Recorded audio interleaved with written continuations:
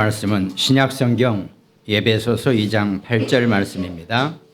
신약성경 에베소서 2장 8절 말씀 함께 합독합니다.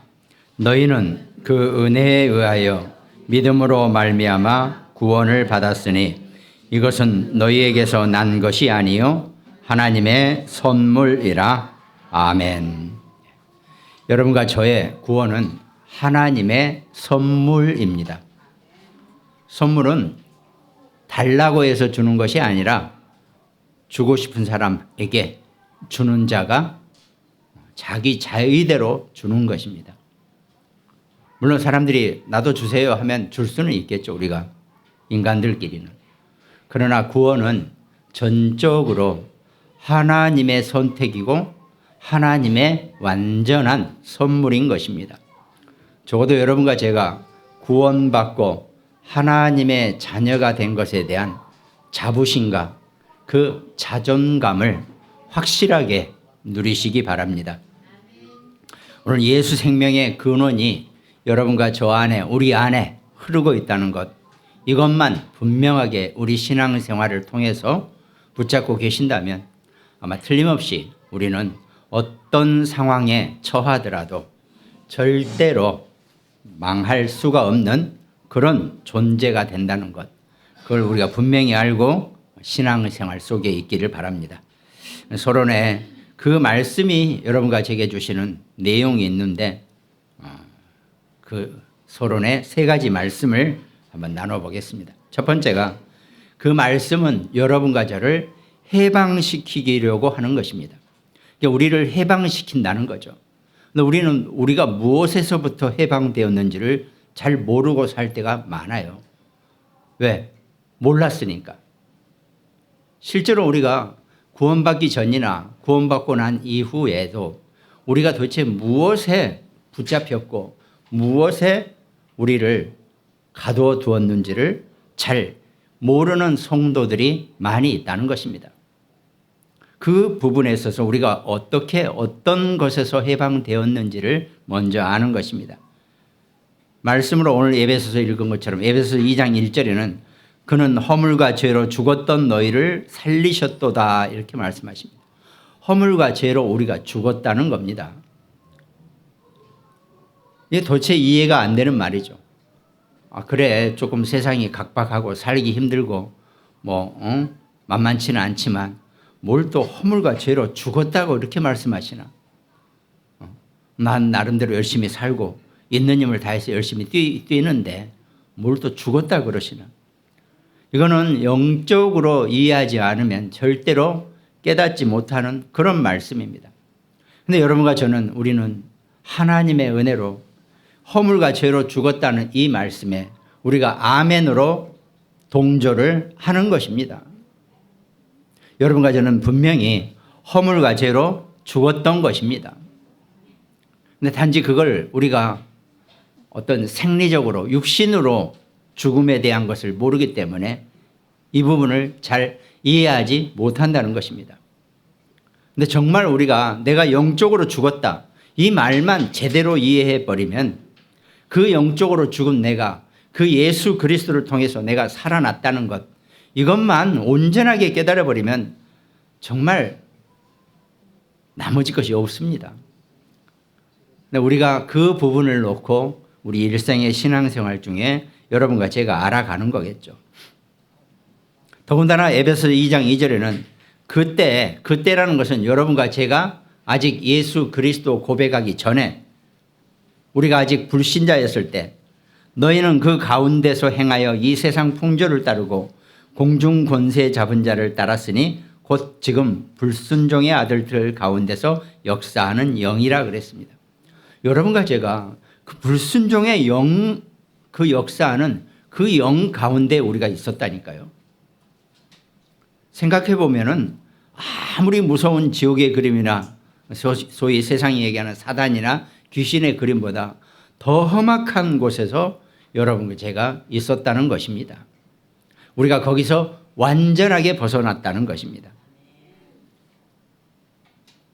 또 2장 3절에 보니까 전에는 우리도 다 그 가운데서 우리 육체의 욕심을 따라 지내며 육체와 마음에 원하는 것을 하여 다른 이들과 같이 본질상 진노의 자녀였다는 것입니다. 아니 아무리 그런다고 뭔 본질상 진노의 자녀, 성경 말씀은 왜 이렇게 우리에게 험하게 세게 말씀하시지? 저도 처음에는 못 모를 때는 그렇게 봤어요. 그런데 정말 우리는 이거보다 지금 인간이 할 수 있는 글로 표현할 수 있는 것보다 더 심하게 더 험하게 여러분과 저의 상태요 형편이었다는 것입니다. 문제는 이걸 고상하게 불신자 상태나 또 신자의 상태를 고상하게 표현하려고 하는 기존 종교가 사실은 큰 문제라는 것입니다. 아니 병이 어떤지를 알아야지 그것이 정상적으로 치유가 되는데 나는 아픈데 원인을 몰라요. 그러면 치유를 할 수가 없는 거죠. 의사도 마찬가지입니다. 병원에 가도 원인을 모르면 못 찾아내면 치유가 안 됩니다. 그래서 여러분과 제가 구원을 받고 하나님의 자녀가 된 그 순간, 그러니까요 어떻게 보면 참 우리식으로 생각하면 내가 구원을 받았다라고 하는 것은 그 구원받기 이전에 마치 고시 시험을 치르듯이 나의 영적 상태, 나의 문제, 나를 아주 온전히 파헤쳐 가지고 이 문제를 해결할 수 있는 방법이 예수 그리스도이시다. 이걸 어마어마하게 시험을 봐가지고 이걸 통과해가지고 구원을 받았다면 어쩌면 우리 상태가 좀 괜찮을 수 있어요. 근데 어떤 일로 하나님의 은혜로 구원의 선물로 저만 하더라도 어느 날 갑자기 나이 40대서 예수 그리스도 영접하니까 하나님의 자녀가 딱 돼버린 거예요. 그러니까 나의 그 전의 상태, 이 어마어마한 이 흑암의 상태를 우리가 잘 모른다는 겁니다. 그나마 다행이죠. 다른 일반 기존 종교는, 기독교는 이것도 몰라요. 우리는 그래도 한 시대에 이 복음의 대열에서 정말 우리의 그 흑암의 상태가 어떤지를 말씀으로 메시지로 우리가 계속 받으면서 우리의 상태를 깨달을 수가 있게 된다는 겁니다. 네. 이번에 제가 한 10일간 파키스탄 선교를 다녀오면서 우리가 도합 5명의 목사님이 5강의를 가지고 갔어요. 첫 번째가 성경론, 두 번째가 인간론이죠. 저 같은 경우. 불신자 상태 이거. 세 번째가 구원론, 기독론, 그리고 그 나머지를 합쳐서 5강 때 다시 십자가 메시지로 이렇게 이제 우리가 가지고 왔는데 제가 하필이면 당번이 두 번째 불신자 상태였어요. 저는 내 불신자 상태만 얘기하다 왔거든요.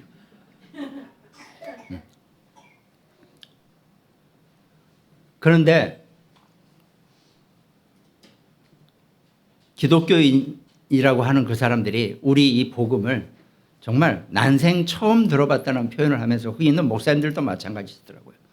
전혀 들어보지 못한 메시지라 그러면서 너무 좋아하시더라고요. 그러니까 그런 그 상태를 이해하지 못하면, 그 불신의 상태를 이해하지 못하니까 내가 어떤 축복을 받았고 어떤 감사할 일이 있어야 되는지를 이해하지 못하는 거죠. 우리가 정말 그 어마어마한 흑암의 불신자 상태에서 빠져나오게 된 것, 이건 일생을 두고 감사해도 부족할 내용이라는 겁니다. 그것이 말씀이 여러분과 제게 주신 최고의 축복입니다.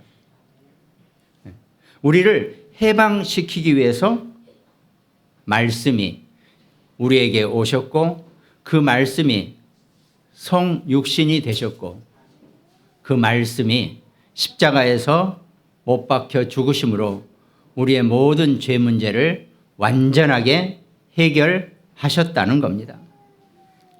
우리가 본질상 진노의 자녀였다는 그 의미를 우리가 정확하게 이해하면 된다는 겁니다. 그리고 12가지 상태가 있었죠. 창세기 3장에 그 하나님을 떠난 불신앙의 그 원죄의 사건, 그 창세기 3장 사건이요, 지금도 여러분과 저를 우리가 구원받았는데도 육신의 상태인 우리를 계속 공격하고 있습니다. 끊임없이 우리가 창세기 3장의 그 원죄의 사건을, 그 하나님을 떠난 불신앙을 지금도 우리가 계속 저지르고 있다는 것입니다. 육신인 이상 이 창세기 3장의 불신앙을 벗어나기가 쉽지 않다는 겁니다. 그 다음에 창세기 6장의 그 네피림 흑암 문화, 이 온 흑암 문화는 눈에 보이는 육신, 정신, 마음의 세계를 완전히 장악을 해서 여러분과 저와 우리 후대를 계속 공격하고 있다는 것입니다. 그래서 우리가 정말 눈이 열리고 죽었던 우리를 살려내는 이 치유의 역사 속에 우리가 어떻게 남은 우리의 신앙생활을 펼쳐나가야 할 것인지를 좀 잘 생각해 봐야 된다는 것입니다. 그러면서도 또 한편으로는 창세기 11장 그 바벨탑 사건, 세상에 높이 쌓아 올리면 되는 걸로 생각하는 거죠. 높이 쌓아 올려서 우리가 하나님께로 한번 올라가 보자 하는, 이게 세상의 물질주의, 배금주의, 물질 만능주의, 이게 여전히 우리를 공격하고 있다는 것입니다. 그러니까 그냥 다 용서가 돼버려요. 물질을 가지고 높이 쌓아 올려버리면. 부정을 하고 부패를 하고 뭘 하더라도 일단 쌓아 올라가 있으면 아무도 못 건드립니다. 이게 그러니까 불신자 상태 속에 여러분과 저와 우리 자녀, 우리 후대들이 고스란히 그 안에서 고통을 당해야 하는 거죠. 그러면서 사단이 우리를 종으로 삼았던 그 기억이 구원받은 여러분과 저에게도 여전히 남아있다니까요. 흔적이 남아있습니다. 그러니까 우리도 모르게 거기에 놀라게 되어 있어요. 우리도 모르게. 육신과 정신과 영적인 질병 상태 속에서 지옥의 문제와 또 후대의 대물림 문제까지, 이게 그대로 우리를 계속 옥죄고 있는 것입니다. 그리스도의 말씀이 여러분과 저를 이 흑암의 저주와 재앙의 세력에서 우리를 완전히 해방시키셨다는 겁니다. 해방이라는 것은 끝난 겁니다. 더 이상 나를 어떻게 할 수가 없는 거예요. 이 해방의 말씀을 정말 내 인생의 최고의 축복으로 누리시기를 주님의 이름으로 축원드리겠습니다. 그렇다고 해서 그리스도가 십자가에서 우리의 모든 것을 다 해방했다 그래서 여러분과 저한테 세금을 내라 그럽니까? 우리한테 뭘 갖다 바치라고 그럽니까? 전혀 그러지 않아요. 그리스도는 하나님이세요. 하나님은 온 우주를 지으시고 온 우주를 갖고 계시는 분이에요. 우리의 어떤 것도 필요하지 아니하신단 말이죠. 단지 하나님은 여러분과 제게 하나님께 영광 올리는 찬양만이 필요합니다. 그 찬양 속에 나머지 모든 것이 헌신도 들어가 있을 것이고 봉사도 들어가 있을 것이고 우리의 신앙생활도 그 속에 다 들어가 있는 것입니다.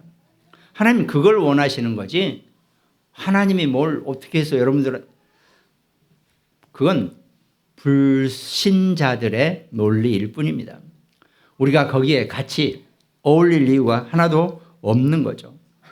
그러다 보니까 세상은 완전히 무속과 점술과 우상세계 속에 빠지게 되어 있다는 것입니다.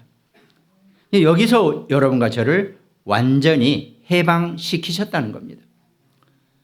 그러니까 이 전에 우리가 어떤 상태였는지를 정말 제대로 이해하고 거기서 내가 빠져나온 것이 얼마나 감사한지, 아니면 내가 지금도 구원받지 못했으면 나는 여전히 그 속에 빠져 있다는 것. 이게 또 얘기하면 좀 그런데, 아무튼 좀 제가 다녀온 파키스탄이 너무 더러워요. 한마디로 청소를 안 하고 온갖 쓰레기들이 길가에 뭐 어디에 하여튼 그 다 산적해 있으니까 저는 사실 좀 그게 좀 충격이 되더라고요. 너무 심하다 이 정도로. 그러니까 이제 정치가 되는 문제겠지만 어떻게 국민들을 이렇게 더럽게 살게 놔두지? 우리 같으면 그냥 무슨 큰 탱크 같은 거라도 만들어서 막 다 가져와서 태워버리고 어떻게 하든 정리를 할 것 같은데 너무 안 해요. 그게 바로 정말 그 무슬림계의 그 재앙이더라고요. 사람들이 기본, 우리가 얘기하는 인권은 인권도 아니에요. 그건. 이건 없어요. 그런 게 아니에요. 가장 기본적인 삶의 생활이에요. 그러니까 복음도 아예 뭐 한마디로 표현하면 지금 거기는 이슬람과 거기에 카톨릭이 먼저 들어갔어요. 그 다음에 개신교는 나중에 지금 발을 들인 거고요. 그러니까 교회 모습도 이슬람과 카톨릭과 개신교는 조금 포함, 이런 게 믹서된 그런 교회 모습이죠. 그러니까 이 구원의 길 메시지가요, 얼마나 그 사람들에게는 충격이었는지 목회자들도 막 너무 좋아가지고 계속 이 말씀을 우리하고 연결을 하고 계속 우리에게 이 말씀이 필요하다라고 많이 표현들을 하시더라고요. 그만큼. 근데 이제 제가 딱 그날을 떠나오고 이렇게 이쪽 이제 방콕을 지나서 이제 다시 들어오는데 방콕만 하더라도 별천지예요. 그러니까 마치 제가 꼭 제가 지금 서울은 첫 번째 해방이라 그랬는데 딱 내가 해방감을 느껴지더라고요. 너무 심하니까 그쪽이. 그러니까 전의 상태를 모르고 우리가 해방감을 누린다는 것, 그 해방감이 그렇게 절절하지는 않을 것 같다, 이런 생각이 들더란 말이죠. 여러분과 제가 구원받고 하나님의 자녀가 된 것, 어마어마한 해방의 축복인 줄 믿으시기 바랍니다. 우리는 그 축복을 받은 사람들이라는 거죠. 우리도 똑같이 전에 본질상 진노의 자녀였다는 겁니다. 거기서 벗어날 수 있다는 것, 거기서 해방받았다는 것, 얼마나 감사한 일인지. 이게 말씀이 여러분과 제게 주신 영적인 해방입니다. 그리고 소련의 두 번째는 그 말씀은 여러분과 제게 영원한 보장을 하신 겁니다. 마태복음 16장 16절 베드로가 고백했죠. 주는 그리스도시요 살아계신 하나님의 아들이시니다. 이 고백했을 때 너는 흔들리지 않는 반석이 될 것이다. 반석 위에 내가 교회를 세울 것이고 흑암이 이기지 못할 것이고 네가 천국 열쇠를 줄 것이다 그랬습니다. 네가 무엇이든지 풀면 위에서도 풀어줄 것이고 잠그면 잠그게 해줄 거라고. 완전히, 그러니까 하나님이 나는 무조건 네 편이다, 이 말씀을 하신 겁니다. 예수 그리스도를 고백한 사람은 누구든지 하나님이 내가 친히 너와 함께 할 것이고 나는 네 편이다, 이걸 지금 말씀하신다는 겁니다. 그게 우리를 영원히, 여러분과 저를, 우리 자녀들을 보장한다는 겁니다. 로마서 8장 39절에 깊음이나 높음이나 다른 어떤 피조물이라도 우리를 주 예수 그리스도 안에 있는 하나님의 사랑에서 끊을 수 없다 그랬습니다. 그러니까요, 여러분과 제가 예수 그리스도를 영접하고 하나님의 자녀가 된 순간 그 하나님의 어마어마한 사랑에서 무엇도 우리에게서 끊어낼 수가 없다는 것입니다. 그 그리스도의 사랑을 절대로 우리에게서 끊을 자가 없다는 것입니다. 비록 내가 신앙생활 좀 설설하고 뭘 잘 안 하고 덤벙덤벙 하는 것 같아도 절대로 그런 것하고는 하나님은 전혀 상관하지 아니하세요.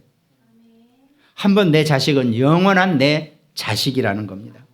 절대로 하나님은 우리를 잃어버리지 아니하시고 반드시 우리를 찾아내신다는 겁니다. 그게 영원한 말씀의 보장입니다. 로마서 16장 27절에도 지혜로우신 하나님께 예수 그리스도로 말미암아 영광이 세세무궁하도록 있을지어다. 아멘 그랬습니다. 영광이 세세무궁하도록 있을지어다 그랬습니다.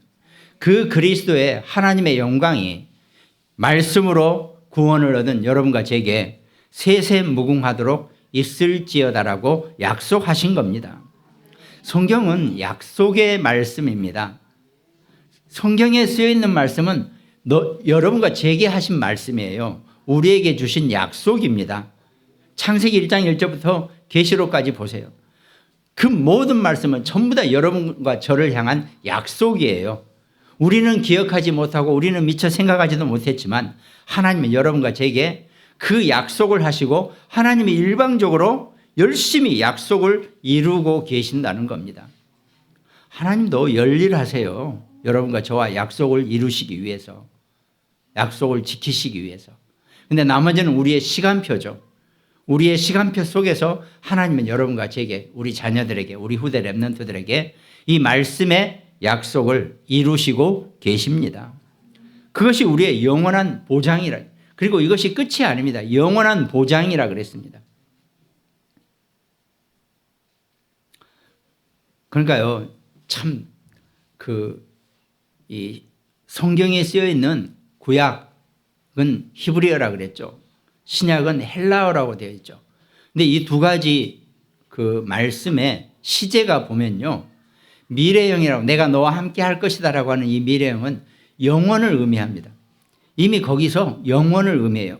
근데 희한하죠. 현재 시제도 영원을 의미합니다. 지금 내가 너한테 해주고 있는 이것이 끝까지 영원까지 갈 것이라는 것을 의미합니다.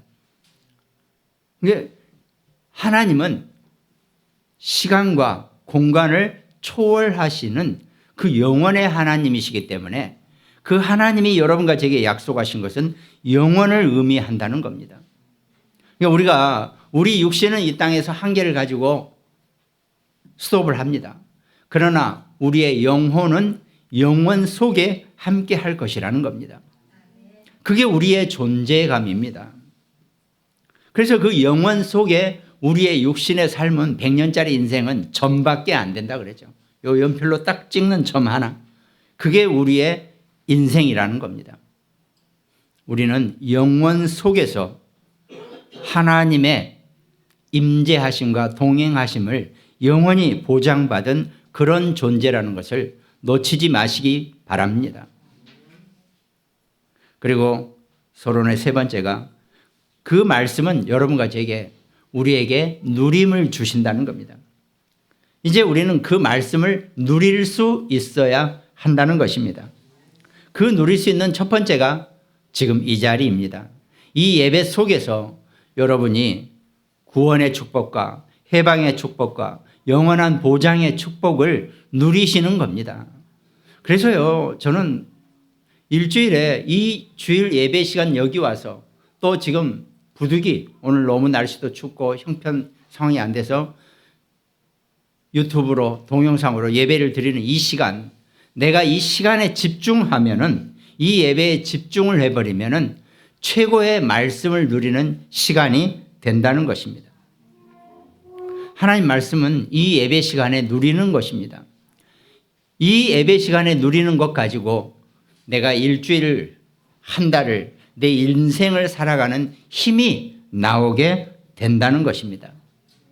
이 예배 시간에 모든 영적인 나의 배경이 굳건해지고 단단해지고 강인한 힘이 나오게 되어 있다는 것입니다. 그게 우리의 예배 시간이라는 겁니다. 그러면서 우리는 기도 속에 들어가는 거죠. 내가 정시 기도 속에 들어갔을 때, 또 24 무시 기도 속에서, 그러다 보면 우리가 집중을 하게 되는 거죠.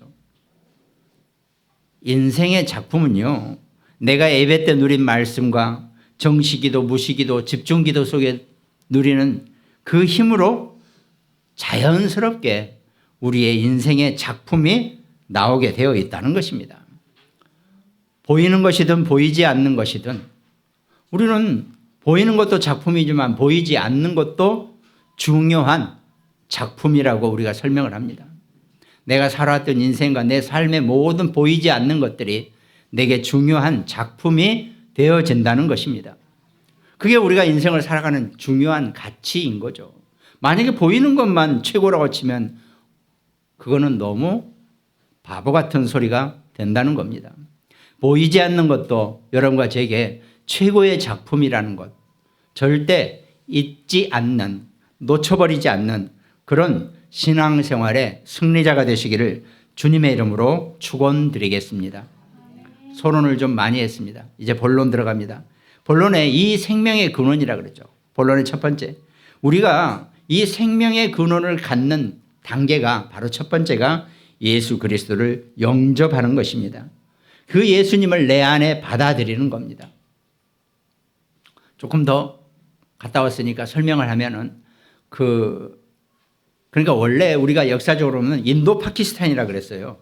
인도하고 파키스탄이 함께 있다가 영국 통치를 받다가 이제 해방되면서 파키스탄하고 인도가 나눠지게 되는 거죠.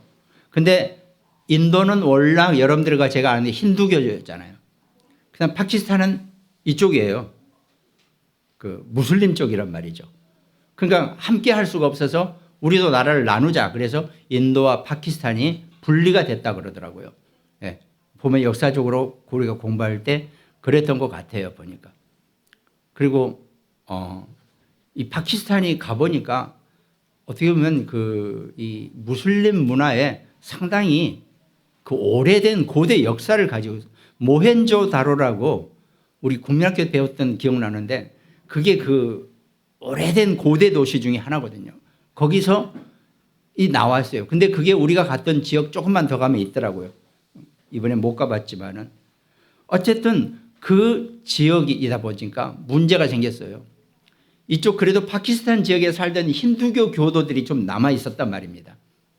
근데 이 사람들은 지역상 할 수 없이 선을 자르니까 이쪽 파키스탄에 속하게 된 거죠.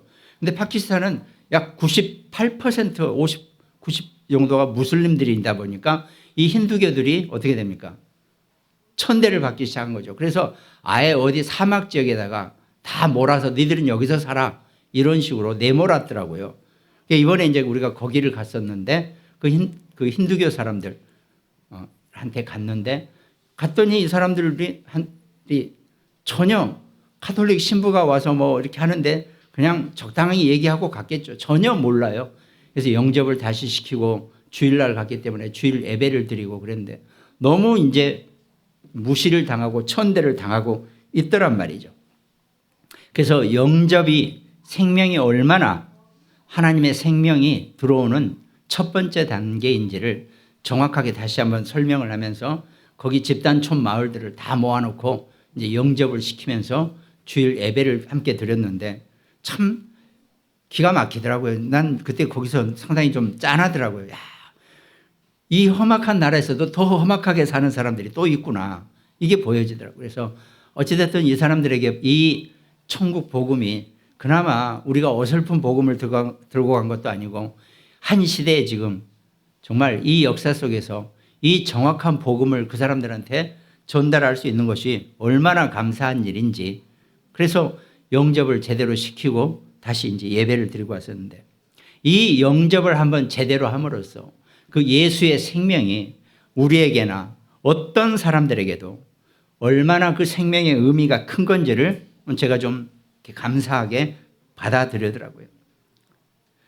이 생명을 잃어버렸다가 이 생명을 다시 받아들이는 이 영접이 얼마나 큰 의미를 가지고 있는지 이 영접 기도를 시킬 때 그 사람의 이 영적인 상태가 어떻게 변하는지를 우리가 볼 수 있다는 것입니다.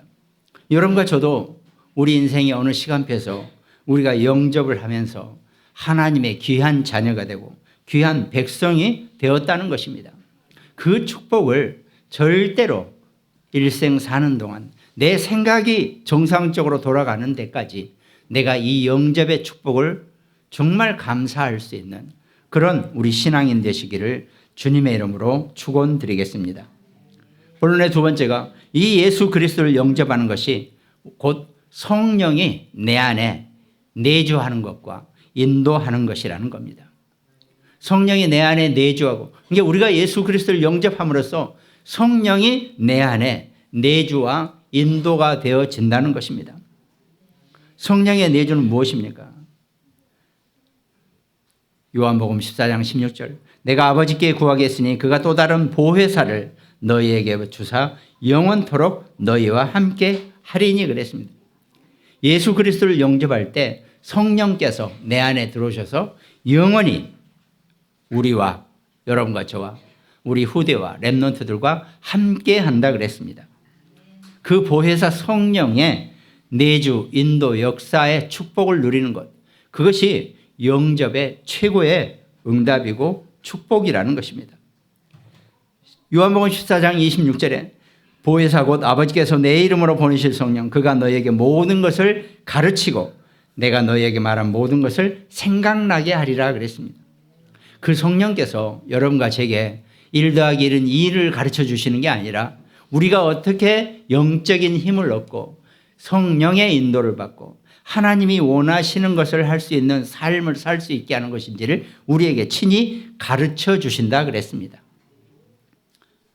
그러니까요, 구원받고 여러분, 하나님의 자녀가 된 여러분과 저는 내 안에 성령이 나를 이끌어 가세요. 내가 머리가 좋아서, 내가 생각이 많아서, 내가 생각이 훌륭해서가 아니라 내 안에 계신 성령이 나를 인도하시고 그 성령이 나를 이끌어 가시고 역사하시게 되어 있다는 겁니다. 이 원리만 제대로 이해해도 내가 굳이 고생하고 애쓰고 내 인본주의 쓰고 온갖 머리 다 굴려가면서 이렇게 살 필요가 없다는 것입니다. 그러면서도 내 안에 계신 성령은 내가 미처 생각도 못하고 이루지도 못할 때 내 안에서 강력하게 역사하고 계신다는 겁니다.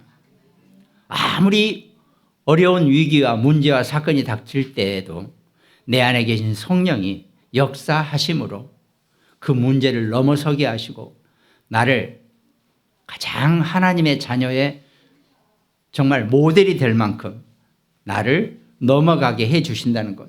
그것이 성령의 역사입니다. 이 원리를 내가 공부해서 아는 것이 아니고 내가 열심히 외워서 되는 게 아니라 이 예배 시간에 저는 여러분에게 40분 설교를 하죠. 길게 안 합니다. 이 40분에 내가 집중만 해주면은 충분히 그 성령의 힘을 내가 누리게 된다는 것입니다. 그것이 하나님 여러분과 제게 주신 약속이고 우리 언약이에요. 하나님 여러분과 제게 뭘 어마어마하게 어렵게 해서 우리를 이끌어가게 이렇게 안 하신다는 겁니다. 왜? 왜 우리를 고생시키세요, 하나님이? 절대 그러실 일이 없으시다는 겁니다. 내가 자연스럽게 물 흐르듯이 흘러만 가면 되는 것입니다. 성령의 그 언어의 의미는 흐르다라는 의미입니다. 흘러가는 것. 그 흐름을 내가 막 억지로 거슬르려고 그러면 엄청 힘들죠. 그 흐름을 타고 강에서 헤엄을 치면 얼마든지 편하게 헤엄을 칠 수가 있는 거란 말이죠. 그 예수 그리스도를 영접함으로써 성령의 내주, 인도, 역사에 충만한 힘을 누리시기 바랍니다. 그 다음에 본론의 세 번째, 오늘 본문 말씀입니다. 너희는 그 은혜에 의하여 믿음으로 말미암아 구원을 받았으니 이것은 너희에게서 난 것이 아니요 하나님의 선물이라 그랬습니다. 여러분과 저는 하나님의 은혜 속에서 구원받은 사람들입니다. 그 하나님의 은혜는 온 우주의 어떤 것보다도 더욱 강력한 힘과 우리 아이들이 얘기하는 것처럼 내공을 가지고 계세요. 그 힘은 미처 우리가 보지도 못하고 깨닫지도 못하는 사이에 여러분과 저를 인도하시고 우리를 이끌어 가시고 우리에게 내게 부족한 어떤 것이든 다 채워주는 그런 능력이 있으시다는 겁니다. 그 은혜의 능력이 늘 여러분과 저와 우리 자녀, 우리 후대 렘넌트들에게 함께 하신다는 겁니다. 이것이 우리의 생명의 근원입니다. 사람들이 쓸데없이 도대체 인간은 어디서부터 시작됐는지 그 근원을 찾아보자 그러면서 영화도 나오고 별짓을 다 하는데 없습니다. 우리의 생명의 근원은 오직 성령 하나님의 능력입니다. 이것만 우리가 제대로 이해하고 그것에 대한 올바른 고백을 하고 사는 것. 이것이 정말 하나님 자녀의 축복이고 응답이고 하나님 우리를 이끌어 가시는 최고의 방법이 된다는 겁니다. 그래서 하나님은 요한복음 3장 6절 육으로 난 것은 육이요 영으로 난 것은 영이니 그랬습니다. 육으로 난 것은 육이라 그랬습니다. 죄송하지만 이 땅의 모든 종교는 육으로 난 것입니다. 석가모니 훌륭하신 분이 맞아요. 공자 정말 괜찮은 사람 맞습니다. 또 많은 사람들이 전부 다 나름대로 뭔가 교리를 만들고 있어요. 근데 미안하지만 그건 전부 다 육으로 난 것입니다. 오직 예수 그리스도 하나님만이 영으로 난 것입니다. 이 기독교는 영의 종교입니다. 영의 종교라고 표현하기, 인간들이 종교라 그러니까 종교라 그럽시다. 그러나 나머지는 전부 다 육으로 난 것이라는 겁니다. 그러니까 아예 딱 나눠놨잖아요. 육으로 난 것은 육일 뿐이라 그랬습니다. 오직 영으로 난 것은 영의 응답과 축복을 누리는 그 영이신 예수 그리스도를 믿음으로 여러분과 제가 영의 축복을 누리게 된다는 것입니다. 육은 때가 되면 전부 다 쓰러지고 없어지고 사가지게 되어 있는 겁니다. 베드로전서 1장 23절에 너희가 거듭난 것은 썩어질 씨로 된 것이 아니요 썩지 아니할 씨로 된 것이니 살아있고 항상 있는 하나님의 말씀으로 되었느니라 그랬습니다. 살아있고 항상 계시는 하나님의 말씀이라 그랬습니다. 그 말씀의 생명의 근원으로 여러분과 제가 살아간다는 것입니다. 우리의 자존감과 내 안에 계신 이 독특한 생명력을 내가 조금이라도 이해하고 정말 이걸 가지고 자긍심을 가지고 살아간다면 절대로 후회하지 아니하실 것이고 실패하지 아니하실 것입니다.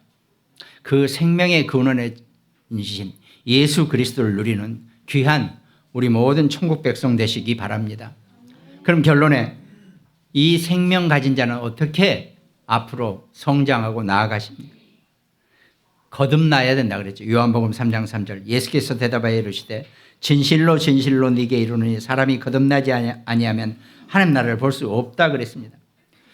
죄송하지만 훌륭하고 정말 괜찮고 보기 좋고 그 많은 종교 생활은 아무 쓸모가 없다 그랬습니다. 거듭나는 영으로 거듭나야지만이 하나님 나라를 볼 수 있다 그랬습니다. 육신으로는 모양 좋죠, 멋있죠, 보기 좋겠죠. 전부 다 육의 것이라는 겁니다. 오직 영이신 예수 그리스도를 통해서 얻어진, 그래서 우리는 사실은 기독교라고 이름 굳이 안 불러도 돼요. 오직 예수 그리스도, 이 고백만이 여러분과 저의 최고의 영의 응답이 된다는 것입니다. 그러면서 갓난아이처럼 말씀을 먹을 수 있어야 한다는 거죠. 갓난아이들은 순전하게 신령한 젖을 사모한다 그랬습니다. 그러면서도 히브리서 5장 14절 단단한 음식은 장성한 자의 것이니 그들은 지각을 사용함으로 연단을 받아 선악을 분별하는 자들이라 그랬습니다. 여러분과 제가 갓난아이처럼 젖을 사모할 때도 있지만 또 때가 되면 장성한 자의 단단한 음식도 우리 신앙생활 중에 반드시 필요하다는 겁니다. 그것이 성숙된 신앙인의 모습이 반드시 될 것입니다. 그 생명의 근원의 말씀을 정말 마음껏 누리다가 이 땅에서 최고의 천국 백성의 응답을 누리는 우리 모든 천국 백성 되시기를 주님의 이름으로 축원드리겠습니다. 오늘 말씀 함께 나누는 모든 가정들, 또 굿모닝 병원 현장이 있습니다. 대전의 안지영 집사, 광주, 또 강릉 지교회, 또 일본과 미국에서 이 말씀 함께 나누는 우리 장로님들, 또 우리 송인옥 씨, 또 여주의 김종분 권사님, 이 말씀으로 생명의 근원에 힘을 얻는 귀한 축복의 한 주 되시기를 주님의 이름으로 축원드리겠습니다. 기도하겠습니다. 하나님 감사를 드립니다. 우리의 구원은 하나님의 선물이라고 했습니다. 이 선물을 감사하게 하나님의 은혜로 누릴 수 있는 우리 모두가 되게 하여 주시옵소서. 감사를 드리옵고 우리를 구원하신 예수 그리스도 이름으로 기도드립니다. 아멘.